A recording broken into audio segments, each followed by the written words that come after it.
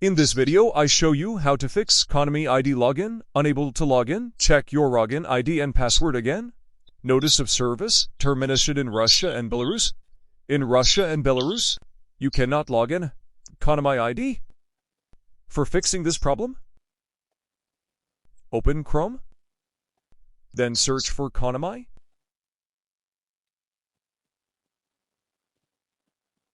Tap on first link, My Konami. Then click on Login.